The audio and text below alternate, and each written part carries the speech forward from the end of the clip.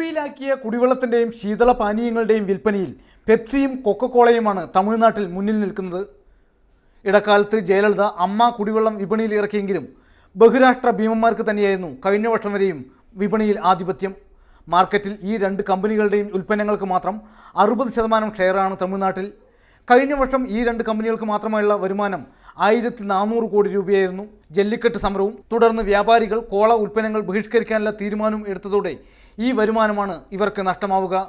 തമിഴ്നാട്ടിലുടനീളം 15 ലക്ഷം അംഗങ്ങളുള്ള വ്യാപാരികൾക്ക് പുറമെ ചെന്നൈയിലെ 6000-ഓളം അംഗങ്ങളുള്ള ചായക്കട ഉടമസ്ഥ സംഘവും കോള ഉൽപ്പന്നങ്ങൾ മാർച്ച് 1 മുതൽ വിൽക്കില്ലെന്ന് തീരുമാനിച്ചിരിക്കുകയാണ്.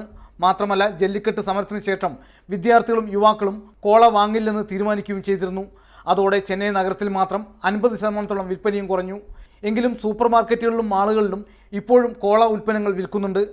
ഇത് ശ്രദ്ധയിൽപ്പെട്ട ചില തമിഴ് സംഘടനകൾ പ്രതിഷേധവുമായി രംഗത്തെത്തിയതോടെ താമസിയാതെ അവിടങ്ങളിൽ നിന്നും കോള ഉൽപ്പന്നങ്ങൾ ഒഴിയും. മാതൃഭൂമി ന്യൂസ്, ചെന്നൈ.